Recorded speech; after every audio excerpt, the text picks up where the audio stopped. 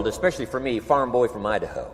I didn't have many skills when I first awakened to the opportunity that, you could work for pay. I knew how to milk cows, but, that was about it, and it didn't pay very well. But when I was introduced to network marketing, health and nutrition, a marketing system where I could start at the bottom, go to the top, and start part-time, it literally revolutionized and changed my life forever. I've never been the same. And a big share of my story now is sharing with people around the world this extraordinary opportunity. And then along with it, the philosophy that makes it work. Because you can have every technique in the world and the best product in the world, and you can have the finest support system in the world, but unless you have the philosophy that drives you to do the necessary things to make it work, then nothing works. So I like to talk about all the things that made it work for me and see if that might not be valuable for someone else. So I want you to take some good notes. If you're ready to take notes, say, I'm ready. I like this crowd already. Treat me well, I might take you with me as my traveling audience. Now, here's the next key on being prepared for the next century, and that is your personal philosophy. At age 25, the things that so dramatically changed my life was, number one, the discovery of a unique product that I could believe in. My mother taught nutrition, and she taught good health, so I was the beneficiary of that. It came from my grandmother, my grandfather, passed it on to my mother. She taught it, passed it on to me.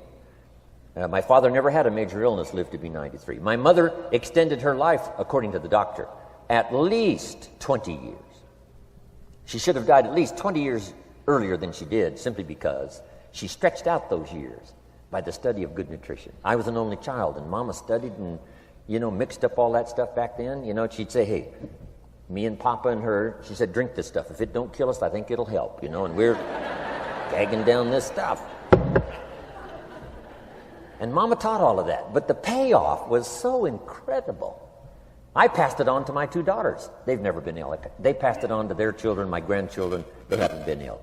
I mean, the study of good nutrition, paying attention, and being involved in the industry you're in, it's one of the best. So, that's so important. Your personal philosophy, what you believe in, that's going to carry you into the next century. Let me give you now some of the early philosophies that changed my life forever. I heard one of them in my introduction. Some of these philosophies have lived with me now all of these years. I've passed them on, and people have come back around saying, Mr. Rohn, 10 years ago, 20 years ago, 30 years ago, 35 years ago, I sat in your class and sat in your seminar, and those early things that you taught, I've practiced it and I'm doing it. A man not long ago showed me notes he took 23 years ago. And then he had me sign those notes. He said, I've used these notes to develop my life, my personal life, and my business life. And when he took those notes, he said, I was 18 years old. So it's incredible. I'm so thankful for all these years. But now I want to pass it along to you. Some of the philosophies that changed my life forever. Okay? If you're ready, say, I'm ready. Ready. Here's the first one. Profits are better than wages. Once I understood that, I got rich. Profits are better than wages. Nobody taught me that in high school. I went to college for a year and a half. I never heard it. I'm 25 and broke. I'm not destitute. I'm broke. Too much month at the end of the money is broke. And I finally hear this philosophy. Profits are better than wages. Now here's the phrase that goes with it. Wages make you a living, which is fine. Profits make you a fortune, which is super fine. And you can live both fine and super fine. You've now got the mechanism and the ways and means to do that. Profits are better than wages. Guess what? I taught this in Moscow when I was teaching capitalism. The communists had it all wrong. They taught that capitalism was, a big company that oppresses its workers. I mean, it was absolutely ridiculous. They had mentally lost it when they came up with this ridiculous philosophy. Communism taught capital belongs to the state, not the people. And we taught all these years what? Capital belongs in the hands of the people, not the state. That's why, of course, kids should pay taxes, because they can be capitalists, and all capitalists should pay taxes. And it doesn't take much to start an enterprise that makes a profit. I teach kids how to have two bicycles, one to ride and one to rent. I mean, how long does it take? How long does it take to make a profit? I mean, a little ingenuity and you're on your way. So profits are better than wages. Capitalism better than communism. Communism said people are too dumb and stupid to know what to do with capital. So you must take capital away from all the dumb, stupid people and give it to the all-wise, all-knowing state. And let the state run everything. I mean, that was communism. And they devastated every country they touched. I've been to East Germany. It's taking $1 trillion just to clean up East Germany. They've already spent $500 billion. They got $500 billion more to go. I mean, every country they touched, and I've been in all of them, they devastated them all with their devastating philosophy. We teach capital belongs in the hands of the people.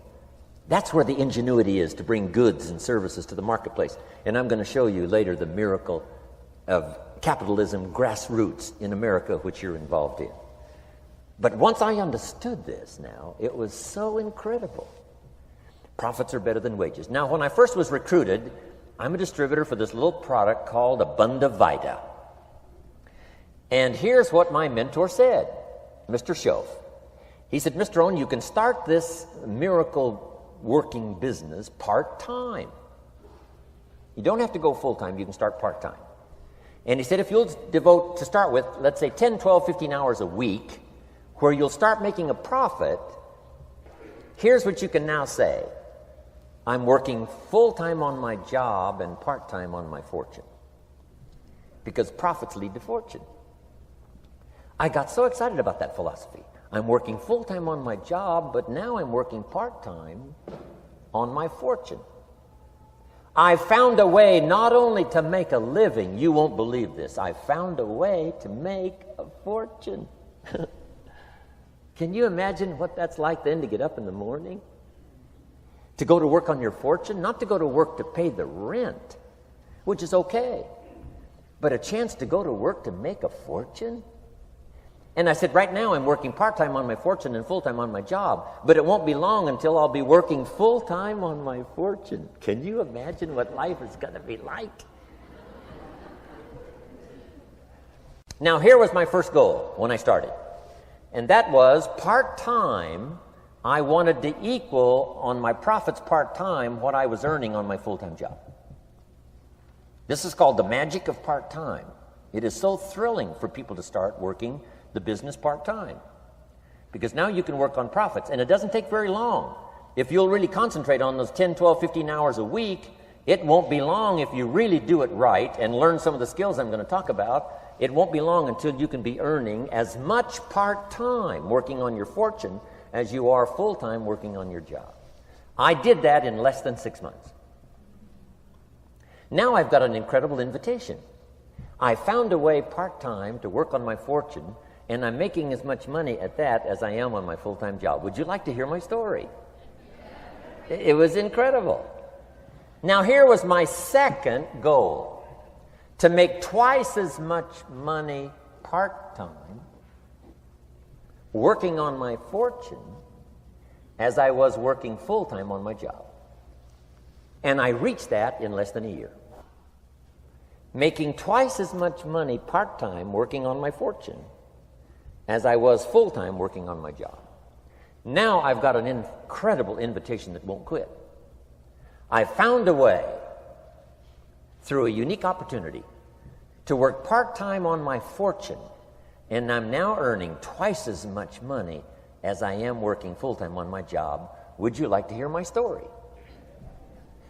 Do you imagine anybody would say, no, I don't care to hear your story? No.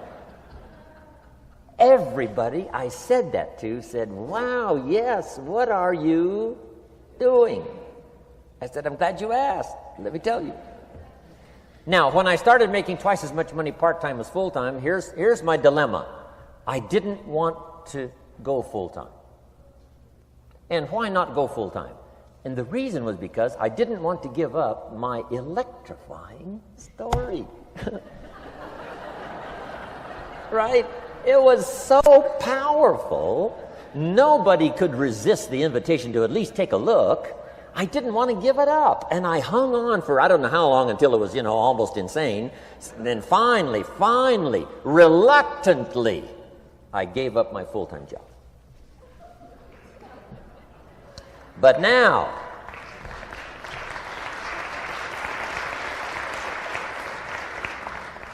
you can imagine the thrill and excitement of going to work full-time on my fortune.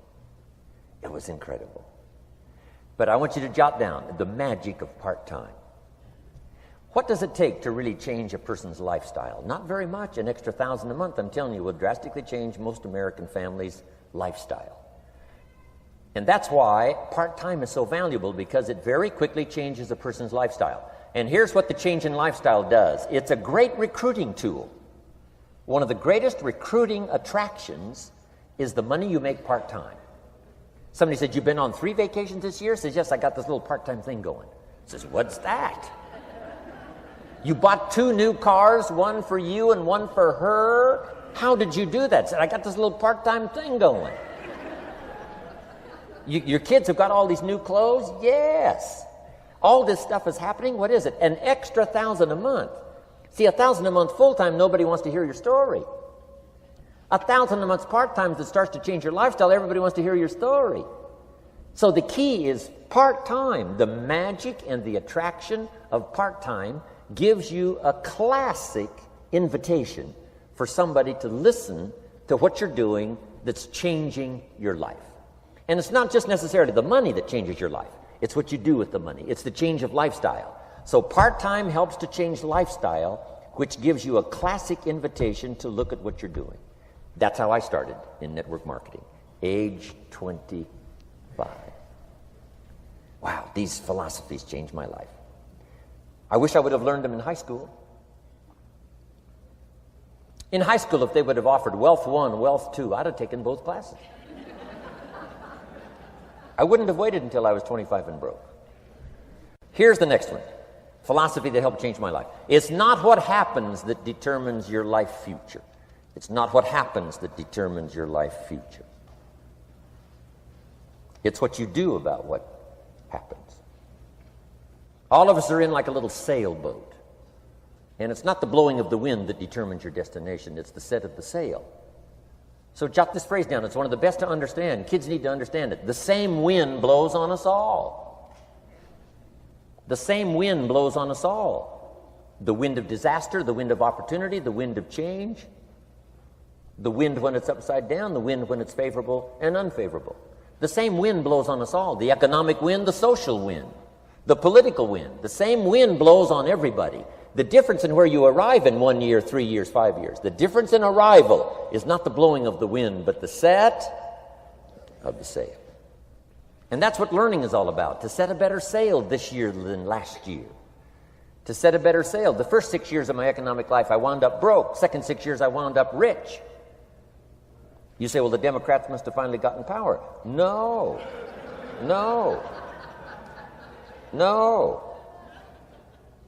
It was not a political change. Here's what changed the second 6 years of my economic life. It was my philosophy that changed. The set of the sail of better thinking, correcting the errors of the past and picking up new disciplines for the future. That's all I had to do at the end of the first 6. Correct the errors of the past and then pick up some new disciplines for the future. And my total life changed. The second 6 years was totally different than the first 6 of my working life. And guess who can do that? Anybody.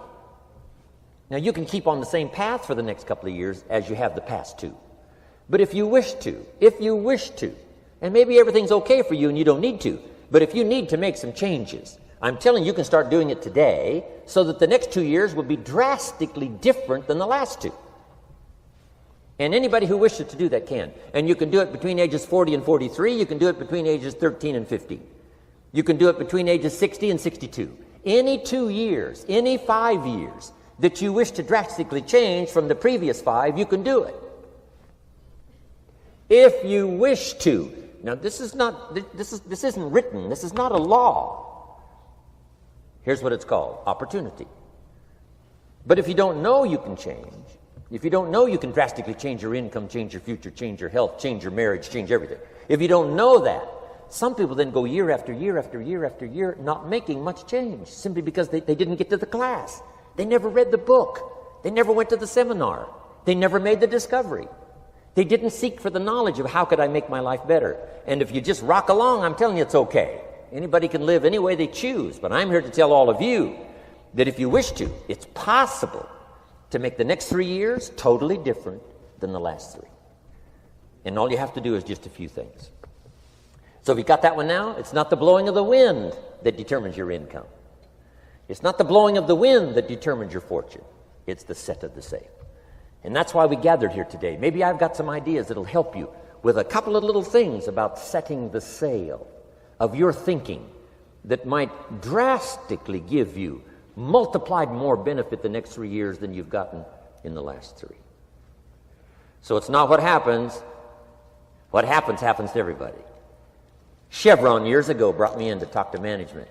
They said, Mr. Rohn, you travel around the world and you're fairly knowledgeable. What do you think the next 10 years are going to be like? I said, gentlemen, I can tell you I do know the right people. So they all leaned forward and listened carefully. And I said, gentlemen, the next 10 years are going to be about like the last 10.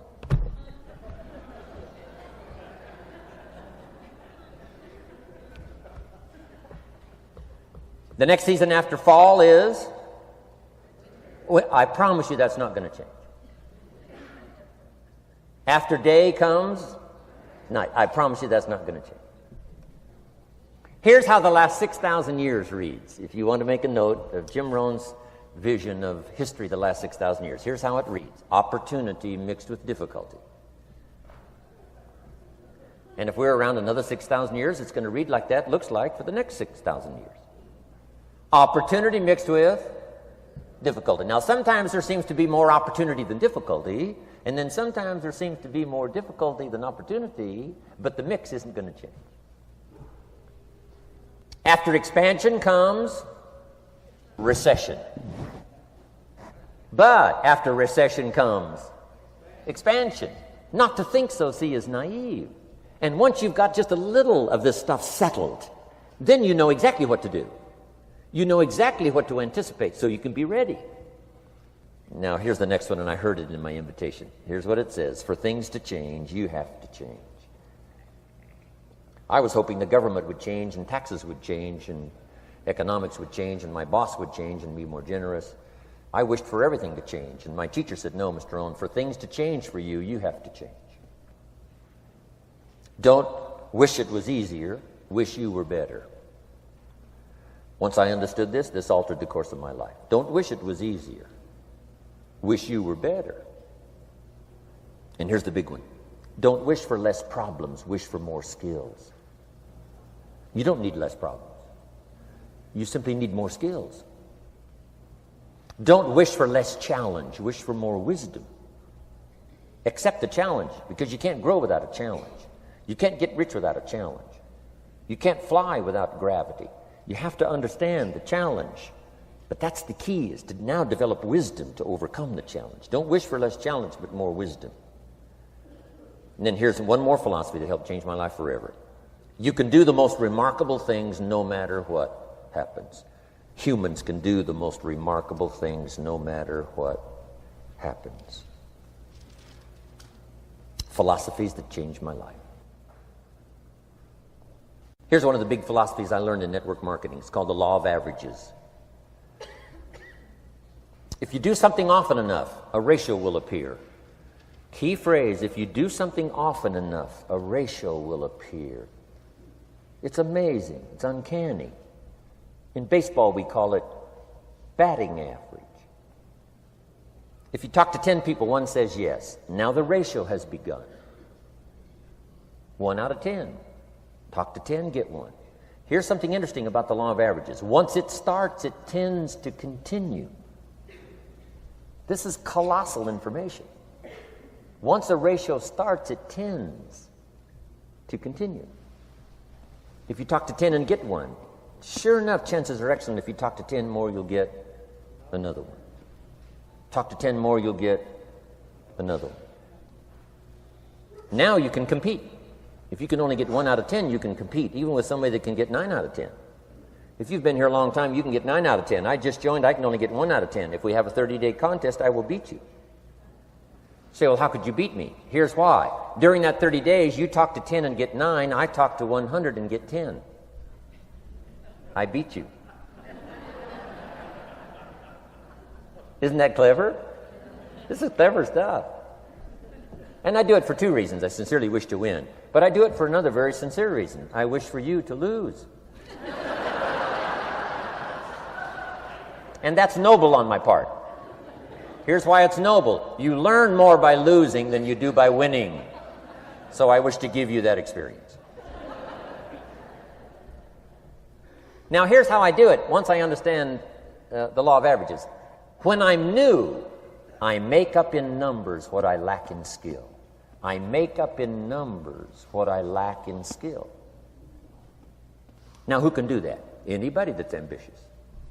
Anybody with a little ingenuity. Anybody. Doesn't matter. Now here's one more. The law of averages can be increased. You get 1 out of 10, talk to 10, get another one. Talk to 10, get another one. The fourth time you talk to 10, you get 2. Why would the fourth time you talk to 10, you get 2 instead of 1? You're getting better. You're getting better. And who can get better? Anybody.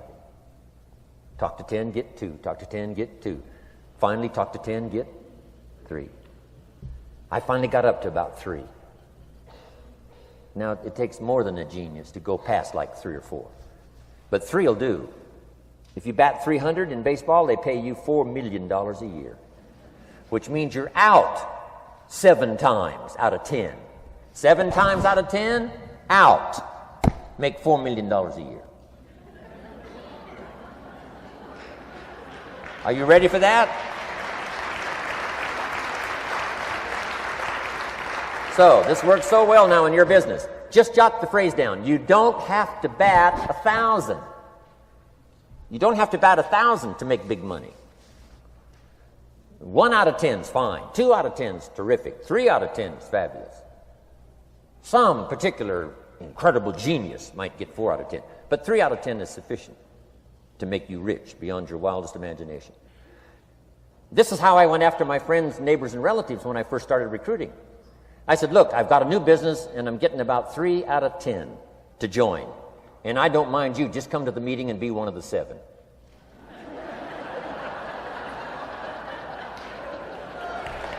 Right? Doesn't matter. Right? You're my friend, you'll do me a favor. And so it's not important to me that you like it. It's not important to me that you join. It's certainly not important to me that you buy. It's just important to me that you listen. One of the reasons, though, I want you to hear the story is because a year from now, if I'm doing well, I don't want you to say, how come you never picked up the phone a year ago? I never got a letter, never got a call. You call me a friend? You're making all this money? You never picked up the phone. So I don't want that to happen. So for 2 reasons, I want you to see what I'm doing. So that a year from now, if I'm doing well, I can say, I gave you the opportunity. But also, just as a favor, come and be one of the 7. It doesn't matter to me if you buy or join. But I need 10 to get 3. And if you're one of the 3, wonderful. If you're not, wonderful. It doesn't. It might matter to you. It might matter to you, but it doesn't matter to me. Now, it matters to me because we're friends, but it doesn't matter in terms of my averages. So if you decide to get rich, just learn the law of averages. You're off and running. Now, here's the second law that changed my life forever in network marketing. I learned the law of sowing and reaping. And in the law of sowing and reaping is also the story of the law of averages. Jot this down. The story of the sower comes from the Bible. I'm an amateur on the Bible, but this is such a useful story. Here's what the story says. And take the notes because the drama's in the details. The sower was ambitious. Evidently, he was ambitious. When you read the whole story, you'll conclude, yes, this was an ambitious sower. Here was number 2. He had excellent seed. The sower who sowed the seed had excellent seed. And the excellent seed can be an excellent opportunity, an excellent product, an excellent story. So we've got an ambitious sower with excellent seed. But now here's the rest of the details of the story. For your information, for the drama of your life, so you can understand things better. Learning some of this is how I got rich by age 31. Okay. Number 1, it says the sower goes out to sow the seed, but the first part of the seed falls by the wayside and the birds get it. So jot this down. The birds are going to get some of the seed. The birds are going to get some of the seed. Now you say, well, Mr. Rohn, what does that mean? Well, I invite John to come to a meeting. He said he'd be there Tuesday night. Tuesday night I show up, John isn't there. I say, John, I wonder why John didn't make it. Now I know the answer. The birds. The birds. John had this great idea of coming to the meeting to look at an opportunity, and somebody stole it and said, you're not going to go see network marketing. And he says, well, maybe not. So have you jotted that down now? The birds are going to get some. Now, when the birds get some, you've got two options. Number one is to chase birds. And say, well, let me get a hold of the person that talked him out of coming to the meeting. I'll tear him a new page. But I wouldn't do this. Here's what happens if you go chasing birds. You leave the field. If you go chasing birds now, you leave the field, which is going to distract from your future, not add. So you can't chase birds and try to straighten this stuff out. Here's what it is. It's just one of those things. And here's the best comment when things are a little disappointing. Isn't that interesting? You just have to say, I thought sure he would be there. He promised me. He promised me. But I know it was the birds. And you just have to say, isn't that interesting? Now, here's the rest of the story. It says, the sower kept on sowing. See, that was the secret to his success. He kept on sowing. And if you keep sowing, you can sow more than the birds can get because there aren't enough birds. If you keep sowing, there are some birds, but there's not enough because the law of averages will work for you. My mentor taught me, he said, you know, Mr. Rohn, there's only 9 or 10 real nasty, miserable people in the whole world. Now, he says they move around a lot, you know, and you're liable to... You'll bump into one once in a while. But when you bump into one, you say, there's only 9 more like you. I can handle that in the whole world. Okay. Now, here's what else it says. The sower now keeps sowing the seed. Now the seed falls, the story says, on rocky ground where the soil is shallow. And the rocky ground where the soil is shallow is not of your making, because you had excellent seed and you were an ambitious sower. So the rocky ground where the soil is shallow is not of your making. But here's what it says what happened. This time, the little seed that falls in the ground starts to grow, and the little plant starts to grow. But the first hot day, it withers and dies. It dies. Not an easy thing to watch. I finally get John started. Sure enough, 3 or 4 days later, somebody says, boo, and he goes,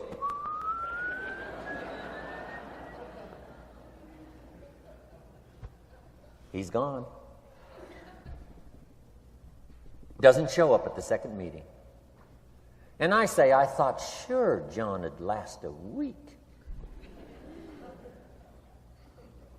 What happened? Jot this down. The hot weather is going to get some. And this is not of your making. Here's what you must say when that happens. Isn't that interesting? Wow. What can you do? The answer is nothing. You say, well, I'm going to try to change this. I wouldn't take that class.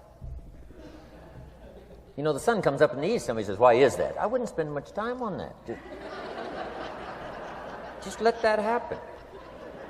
Don't go for this why stuff. I'm giving you the answers here. The answers is in the structure and the consequences and in the deal. The answer is in the deal. Anything beyond that is not worth study. You say, well, how come some just last a little while? I wouldn't sign up for that class. Here's the answer. Some don't stay. You just have to jot that down. And when some leaves, you say, that's one of those that don't stay. Now you know what category to put them in. And you can't solve this now. You can't. It's like rearranging the seasons. You can't fool with that. All you can do is cooperate with the way things are set up. I didn't set it up. You say, well, it shouldn't be this way. Well, when you get your own planet, you can rearrange this whole deal. But on this planet, you're a guest. You got to take it as it comes. Now, here was the secret to the ambitious sower with good seed. It said he kept on sowing. Now, here's what he had to do to keep on sowing. He had to discipline his disappointment. This is a key phrase now to use the rest of your life. You must learn to discipline your disappointment, because you didn't set up the setup, and some are not going to stay, and that is not of your making. Now, if you made gross errors and you ran them off, see, that'd be different. Now, you're responsible for that. But if it's in the normal course of things, this is the way things are. Now, here's what it says. The sower keeps on sowing. Now it says the seed falls on thorny ground. And somebody says, well, how much of this do you have to go through? Well, hang on. It's not the end of the story now. Now the little seed falls on thorny ground. And now the little plant starts to grow again. But as the little plant starts to grow, the thorns choke it to death. And it dies. So jot this down. The thorns are going to get some. And that's not of your making. And what are these thorns? The story even called these little thorns, little cares, little distractions, little somethings. Who knows what all they are? I say, John, we had a meeting last night. You weren't here. John says, well, I can't make every meeting. I say, why not? You're part-time. He said, well, the screen door came off the hinges. And you just can't let your house fall apart. You got to take some time and fix things up. And I can hear the thorns going,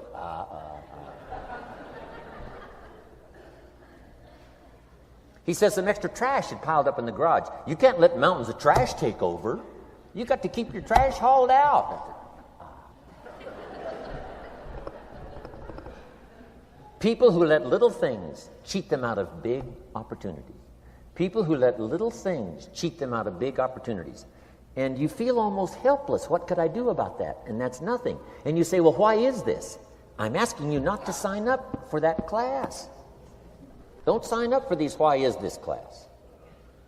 It's just the way it is. Like winter following fall and spring following winter. So if you got that, the thorns are going to get some. But now here's the good news. Let's read the rest of the story now quickly. The sower now what? Keeps on sowing the seed. Keeps on sharing the story. Keeps on giving an invitation. Yes, the invitation can be more powerful for me as it was 1 year later than it was the first month. Because now I'm saying I'm making twice as much money part-time as I'm making on my full-time job. Yes, the story can be more powerful, but the law of average is still going to work. But now here's what the story said. Finally, the seed falls on good ground. Finally, the seed falls on good ground. Now put this in parentheses. It always will, if you keep sowing. If you share a good idea long enough, it will fall on good people. But now here's the rest of that story. Some of the good ground did 30%. And some of the good ground did 60%. And some of the good ground did 100%. You say, well, why the difference in numbers? I wouldn't sign up for that class. Come on. Have I said that often enough now? Don't register for that class. It's just the way it is. Now, I tried to get the 30s to do 60. Found out it was more than I could handle. I used to say, I'll make them successful if it kills me. I almost died. No, you can't do that. Here's what you do. Let the 30s do 30 to the best of their ability and keep doing 30, because that's how they build their lifestyle and get what they want out of life. And let the 60s do 60, and let the 100s do 100s. Now, how can you get some to do 100%? You got to go through all these experiences, and you got to talk to all these people. Let me quickly give you now a list of the skills that changed my life forever. Developing a new philosophy that I could do it in my network marketing experience now led me to developing new skills. Right? I knew how to milk cows, but it didn't pay well. Here's the first skill I learned that changed my life. Getting a customer. Making a sale. And of course, sales for you is easy, right? Because it's not technical. Right? The technical is all taken care of. You simply represent your product. If you share a unique product, talk about its merits, persuade someone that it's the best, they agree to buy, that's the simple art of sales. But in your business, here's what it's more like, sharing. Because using the product yourself, gathering some testimonials, you simply share that. So we're not talking like high-powered spacecraft technical skills here. It's simply sharing something you've discovered with someone else and doing it well enough to where they agree they would like to participate. Now here's what happened when I learned sales. It multiplied my income by 5. Now it didn't take that much because I wasn't doing that well in farm country. But it did multiply my income by 5. Sales. Getting customers, laying that incredible foundation for an entrepreneurial career. So now I've got 2 skills, milking cows and making sales. Here's the next one I learned that changed me forever, and that's recruiting, introducing the business opportunity to new people, learning how to give a good invitation, learning how to give 2 kinds of presentation, formal and informal. And the third part of recruiting, of course, is following up. Once you start a new life, now you got to take care of it, like a new mother would take care of her baby. You don't start a new life and abandon it. You start a new life and nourish it like a mother and protect it like a father. You got to be both mother and father to a new person. Nourishment, ideas like a mother. Protection, help defend your new life against the encroachment of outside voices that would try to talk them out of it. So you got to be mother and father in this art of recruiting. We call it being a sponsor. And being a sponsor is like being a bridge, helping somebody from darkness to light, from skeptic to faith, from not knowing to knowing, from no confidence in themselves to starting to gain confidence. You're the bridge that helps people from the shadows to the sunlight. It's one of the most exciting positions to occupy in all of network marketing industry, is the bridge, helping people crossing the bridge out from discouragement into recognition. Being this bridge, that's what the recruiting magic is all about. You've got the answers. They've been looking for the answers. You've got the answers. And you help them cross this bridge. You see something in them before they can see it in themselves. You assure them that it's possible to be more than they are, therefore they can earn more than they've got, have more than they possess. This is one of the great arts in the world. And here's what's exciting about this art. It pays big money. Because now you operate a unique philosophy taught first in the Bible. John Kennedy taught it in his inaugural speech. Zig Ziglar's got one of the best ways to put it. And that's the secret to wealth. The secret to wealth and fortune. First taught in the Bible. Because the question was asked, how can we achieve greatness, great wealth, great power, great influence, great recognition, great self-esteem? How can we achieve greatness? The master teacher was asked. And here was his formula for achieving personal greatness. He said, find a way to serve the many, for service to many leads to greatness. For those that are interested. Some people aren't interested, but for those that are, service to many leads to greatness. Someone says, well, best I can do is just take care of myself, which is okay, but it doesn't lead to greatness. Someone says, I got enough bills of my own, I can't worry about someone else's bills. That's okay, but it doesn't lead to greatness. Greatness is helping people pay their bills. You forget about yours. Because if you help enough people pay theirs, yours disappear. Help people with problems, your problems disappear. The key to greatness, the master teacher taught, is finding a way. Now, a lot of people would like to serve many people, but they don't have a way. And what's exciting about you and your business is you've now got the way. Whether you use it or not, it's up to you. Whether you cash it in or not is up to you. Whether you make a fortune or just a little, that's all up to you. Each person's ambition. It's called the same marketing. The same product. The products are the same for everybody here. The marketing system is the same. The difference is each person's philosophy and each person's individual ambition. But whatever your ambitions are, now you've got the ways and means. And here's what you've got the ways and means to do. Serve as many people as you would like. Now, here's what's exciting about recruiting. With what you're involved in here, you can directly and indirectly affect the lives of dozens of people. Some of you are going to directly and indirectly affect the lives of hundreds of people. And some of you, if you wish, can directly and indirectly affect the lives of thousands of people. And the pay is accordingly. If you affect a few, you earn that pay. If you affect the many, you earn that pay. But the secret is found in the Bible. Service to many leads to greatness. Now, John Kennedy said it in his inaugural speech. Here's what he said: don't ask. Don't we wish that was the current political philosophy? Where is John Kennedy and his philosophy? John Kennedy said, don't ask. That's important if you understand philosophy. He said, don't ask what the people can do for you. Don't ask what the country can do for you. Don't ask what the government can do for you. That's not how you get rich.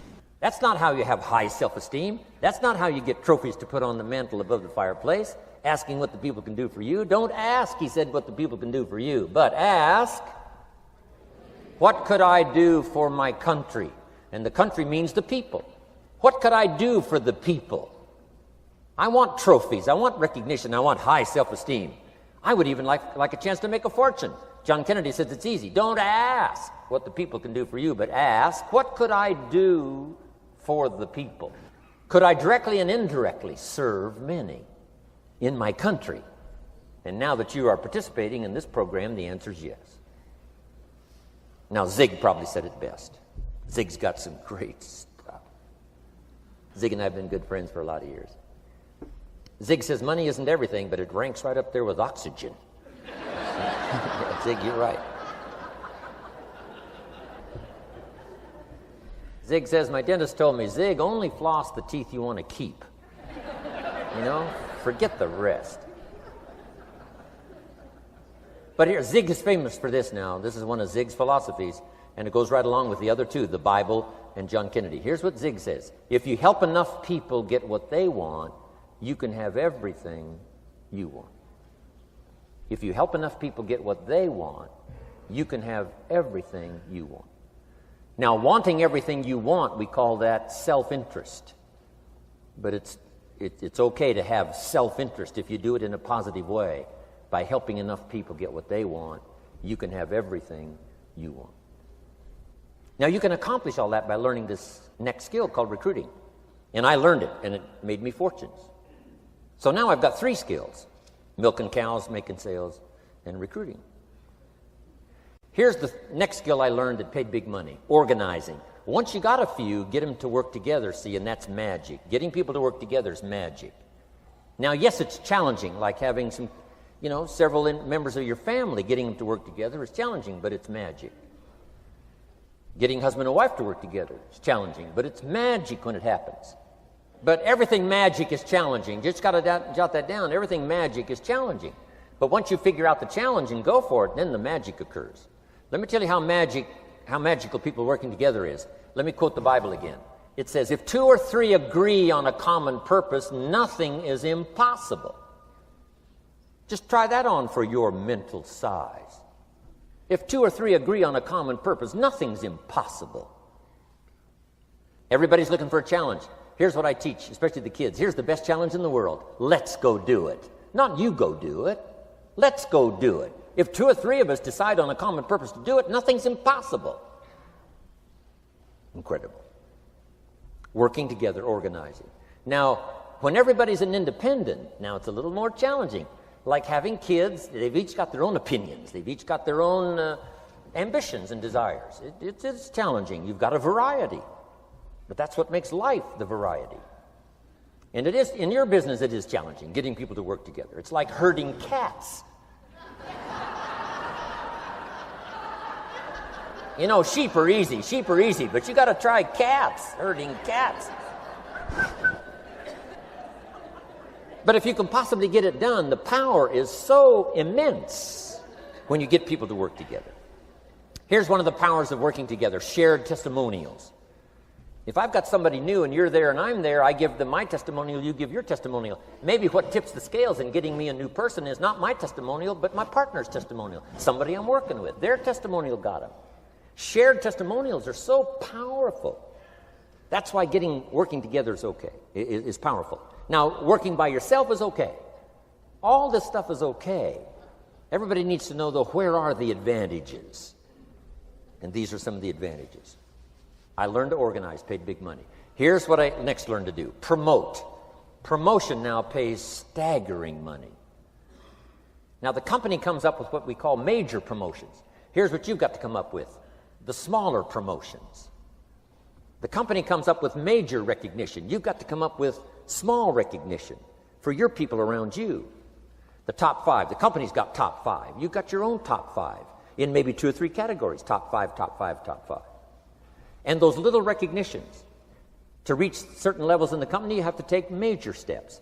But for you, recognition, let them take small steps. Here's one of the secrets of your kind of business: rewarding people for small steps of progress. Rewarding people. Sometimes it's just recognition, handshake, pat on the back. Mary, you're doing a fabulous job. And you figure out what those recognitions are. Small steps of progress. Guess what promotion pays if you learn it well? Big money. Getting people to do something they wouldn't ordinarily do by themselves. People will do some unique things by themselves, but if you can figure out a way to say, Mary, if you do this and this, she says, well, I'll go for it. Now, she wouldn't have thought of that on her own. Here's what works magic. It's better than money. Money's a bit unimportant. Here's what's important: ingenuity. The best place to wake up your ingenuity is what you're doing right now. Representing a unique product and getting customers, recruiting distributors, and promoting and all this stuff. Ingenuity. Figuring out a way. If it doesn't work this way, we'll work another way. I used my ingenuity, made a fortune. My ingenuity worked on doing all these campaigns: the spring campaign and the summer campaign and the winter campaign. This week we're going to recruit school teachers. How many of you got? How many of you got? This is school teacher week. School teacher month. I'd pick out a little category and say, let's go for it. And it doesn't matter what it is. Just dream up something so that somebody's got a little more objective to go for than just their own. Key phrase: we all need to belong to something bigger than ourselves. Because we furnish inspiration for what's bigger, and the bigger furnishes inspiration for us. I learned promotion and it paid big money. Here's next I learned: communication. How to conduct a meeting. I learned identification, logic and reason, attack and confess, solution. Simple deals on communication. Wasn't easy for me at first. I stood up to give my first presentation, my mind sat back down. Right? Y'all been through that? Opened my mouth, nothing came out for a while. But here's what I did. I did it again. Just jot that phrase down. I did it again. That's the secret to how I got here. 35, 40 years later, it's how I got here. I did it once, it was uncomfortable. That first presentation was so lousy, if I hadn't have been doing it, I'd have gone home. It was not that good. But here's the secret to how I got here. I did it again, and then I did it again, and then I did it again, and I did it again. I remember when I first decided to be a little more animated, right? And walk out away from the podium, right? Get out from just behind the podium. So I got out there, and then I thought, how do you get back? Whoa, I'm stranded out here. Remember those times? Doing something for the first time? But you learn quickly in your business, right? In your business, the guy stands up to give his first testimonial, and he's so nervous he forgets his own name, right? And 30 days later, he wants to give a 3-hour testimonial, right? You can hardly get him off the stage. So, learn communication. How to affect other people with words. That's the greatest art in the world to learn. How to affect other people with words. Key phrase: don't be lazy in language. If you learn to use the gift of your own language wisely, it can make you a fortune and build an incredible life. Here's 3 other things I learned. One is to train. Training people how the business works. And then I've used another word called teach. Train and teach. And only to say this: training people how the business works, teaching is how life works. Because here's what all of us need for the 21st century: business skills and life skills. The life skills are leadership skills. The life skills are learning how to set goals. Now here's the ultimate skill to learn that can transform your life and the life of whoever will listen: the ability to inspire. Inspire means help people to look up a little higher than where they are and wish they could get there, and inspire them that it's possible. Here's how we inspire: by our own testimonial. If I can do it, you can do it. Here's how else we inspire: by others' testimonial. If they can do it, Mary, you can do it. Getting people to see themselves better than they are. Getting people to see themselves richer than they are. Getting people to see themselves more capable next year than they are this year. Getting to see themselves in the future. To help both your kids and your people, here's what you must learn to do. Number one, help people to see themselves as they are. If people have made mistakes, they got to know it. You can't go on making mistakes and hope to achieve. Mistakes have to be corrected. And you've got to do it with your children. Help them to see themselves as they are. If they've messed up, here's what you've got to say. You've messed up. But here's what's important as a parent. Don't leave them in the mess. Some parents, tell their kids they've messed up and then they leave them in the mess. They don't paint a better picture. Here's what you could become with just a couple of more changes. Rather than this, here's what you could be. So we must help our children see themselves as they are, but here's the greatest gift. To help our children see themselves better than they are. To transport them not only past to see their mistakes, but transport them to the future to see their opportunity. To see the person they can become. My mentor had that greatest gift to help me to see myself better than I was. At first it was difficult to see. Then I started to believe, and that's how I got here today. He said, one of these days, Mr. Rohn, you'll walk into a room full of people, and you will hear some of them say, that's him, that's the famous man. I said, well, that could never happen to me. He said, trust me. If you keep working hard on the disciplines like you're doing right now, that'll happen. You'll walk into a room full of people, and you'll hear one say, that's him, that's the famous man. He saw it, and he tried to get me to see it. And now finally it's happened. I think when I walked in here today, I think I heard someone say, that's him, that's the famous man. It happened for me.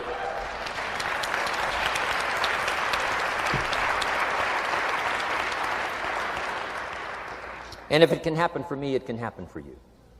Just master these skills to inspire. Here's what else I learned, the skills of building an organization. Learn to work with the people who deserve it, not the people who need it. You must be like life itself. Respond to deserve, not to need. It doesn't say if you need, you will have a harvest. It doesn't say if you need a harvest, you'll have a harvest. It's not what it says. It says if you plant, chances are good you'll have a harvest. If you plant, you will reap. Not if you need, you will reap. So we must be like life itself. Respond to the people who deserve it by planting, by taking the first step. Even God himself says, if you move toward me, I'll move toward you. That's the condition. You move toward me, I'll move toward you, says the Almighty. Now, he could also say, you don't move, I don't move. You say, well, that's arbitrary. Well, when you're God, you can set it up that way. Now, learn to work with the people who deserve it, not the people who need it. Now, here's what's the next step.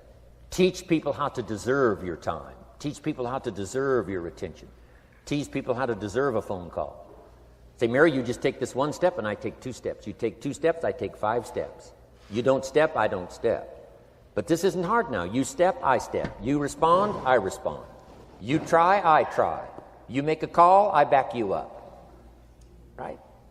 Learn to teach people how to deserve your time and your attention. Next, I learned to work by group more than individual. Here's why. 80% of the people do 20% of the business. So 20% of the people you can work with individual. 80% you have to work with by group. But group is very powerful, less confrontational. Then here's what's important for all of you to learn as a sponsor, helping other people. You can help 1,000, but you can't carry 3 on your back. You can help 1,000, but you can't carry 3 on your back.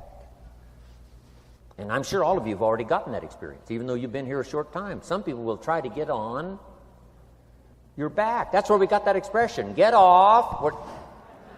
That's where we got that. A guy discovered somebody on his back and said, what? I can't carry you, get. Now, if you're like some I see here, 6'4" and you weigh 300 pounds, you might carry one, and if you were really big enough, Kareem Abdul-Jabbar or something, you might carry 2, but you can't carry 3. When babies are born, they were not designed just to be carried. Babies were not born to be carried all their life. Someday you've got to try your legs. Someday you got to try your wings. Someday you got to try. Even if you fall down, you got to try, because you can't just crawl around all your life. You can't be carried all your life. So as quickly as possible, you can help 1,000, but you can't carry 3. Next, don't expect the pear tree to bear apples. I used to try to change everything. You can hang apples on a pear tree. I'm telling you, it won't help. You can put up a sign, this is an apple tree. Sure enough, come the season, pears. Here's what I learned. You cannot change people, but they can change themselves. You cannot change people, but they can change themselves. Incredible. Capital in your business isn't what matters. Okay, it's not the money that buys you a future. It's your skills that buy you a future. Money and no skills, and I'm telling you, you're still poor. Money and no ambition, where are you? Money and no courage, you're broke. A little bit of money and a whole lot of courage. That's all we need. I'm looking for people when I'm recruiting back in those days, and the money didn't matter. What mattered to me was somebody's willingness, somebody's ingenuity, somebody's willingness to try. Right? If they had $1 to invest, that was plenty for me. $1 and some ambition, and I can show you how to get rich. And it'll be one of the classic stories of the company. I go to recruit somebody, they say, I don't have any money. See, I've been looking for you for 6 months. Let me show you how to do it without any money. Because here's the rules of capitalism. Jot this down. You can either buy and sell, or if you're in certain circumstances, you can sell and buy. If you've got ambition. Now, if you haven't got ambition, we can't cure that, and money won't cure lack of ambition. But if you've got $1 and some ambition, I'll show you how to get rich. And even if you don't have $1, I'll show you how to get rich, because you can sell and buy. Somebody says, as soon as the product arrives, I'll sell it. Then you don't understand. You don't understand the magic of fortune if you say, I have to wait till it gets here to sell it. And you probably don't understand the value of your own story. Once I understood that, I knew I was going to be wealthy. That's why right in the beginning I started giving big tips. I knew I was going to be wealthy. Say, wow, this guy tips like a rich man. Say, that's right, he tips like a rich man. Even in the beginning, I tipped like a rich man because I knew I was going to be rich. Wow. Isn't this fun? Yeah. So jot these phrases down as I close. Number 1, the greatest value in life is not a bank account. The greatest value in life is not a car, a home to live in. The greatest value in life is this. Make a note. Living a good life. In the midst of all of our achieving and recruiting and building and growing, helping other people, being a part of society and the country and the world, being all of this stuff, here's what you must figure out all of your life, how to continually live a good life. So let me give you my short list. I'll cover the long list the next time I see you. Here's the short list on a good life. Number 1, productivity. If you don't produce, you won't be happy. Here's number 2, good friends. The greatest support system in the world is good friends. You got to work on that. Don't be careless here. Friends are those wonderful people who know all about you and still like you. Here's next, spirituality. I'm not asking you to be a believer. I am a believer that humans are more than an advanced form of the animal kingdom. I'm a believer that we're a special creation. I don't ask you to be a believer, but here's what I do ask. If you are a believer, here's what you must do. Study, practice, and teach. Whatever's valuable to you, study, practice, and teach. Repeat it after me now. Again. Study, practice, and teach. Here's why. It builds the foundation that builds the country, that builds the nation, that helps us to compete among the nations of the world in the 21st century. And this is one of those subjects, to study, practice, and teach. Next, my parents taught, don't miss anything. Don't miss the game. Don't miss the performance. Don't miss the show, the movie. Don't miss the words. We're all inspired by the words. Elton John says she lived her life like a candle in the wind, never knowing who to cling to when the rain set in. You can't miss those lyrics. You can't miss the music. You can't miss the songs that nourish the soul. You can't describe how brief and fragile life is much better than that. George Harrison, one of the Beatles, sings, "If not for you, the winter would hold no spring. Couldn't hear a robin sing. I just wouldn't have a clue if not for you." Wow. You got to remember the words that reflect the experience. Barbra Streisand sings, "It used to be so natural to talk about forever, but used to be's don't count anymore. They just lay on the floor till we sweep them away. You don't sing me love songs, you don't say you need me, and you don't bring me flowers anymore." Illustrative of all of our experiences. Winston Churchill said, "The truth is incontrovertible. Malice may attack it and ignorance may deride it, but in the end, there it is." You got to use that. Feast on someone else's comments. Because, see, you could stay up all night and not think of that.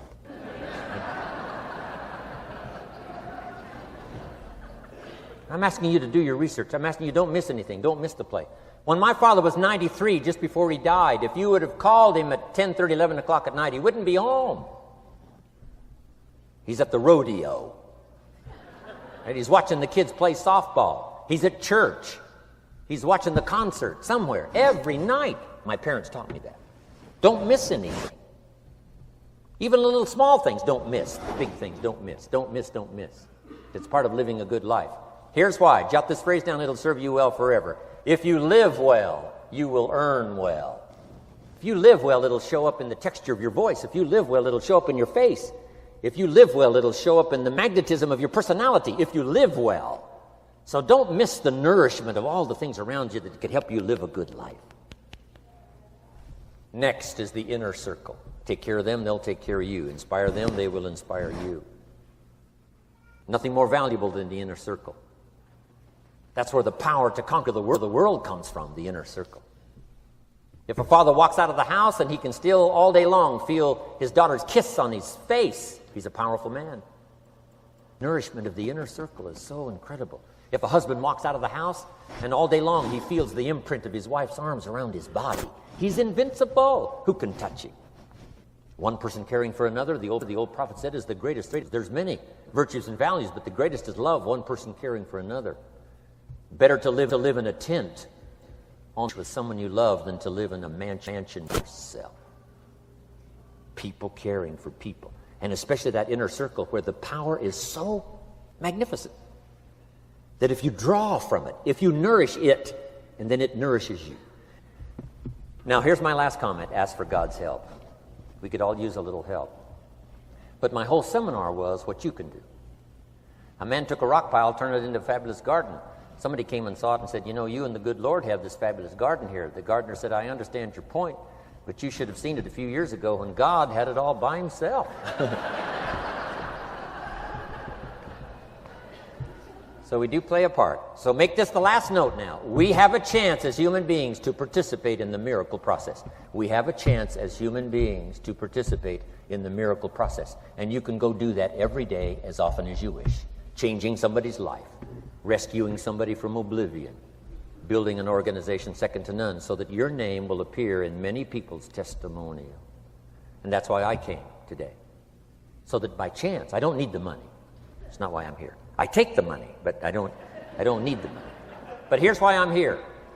By chance, perhaps, if I've come along at the right time, I don't know what time this is for you, but if I've come along at the right time, just maybe, a week from now, a month from now, a year from now, 5 years from now, you might say, Jim Rohn came by and gave us a little piece of information. That started me down the road. Here's what's happened to me. And my name might appear in your testimonial. Now, here's the drama as we finish. How many of you have my name in your notes? Here's the part of the drama then. I go with you. When we all leave here and the lights are out and the place is dark, I go with you because you've taken my notes and hopefully some of the spirit, some of the stuff I had besides just the notes. So I go with all of you. But here's the big drama. All of you go with me. See, that's so unbelievable. So as I leave here, I promise not to leave you behind. I will take you with me in my thoughts and in my heart. God bless.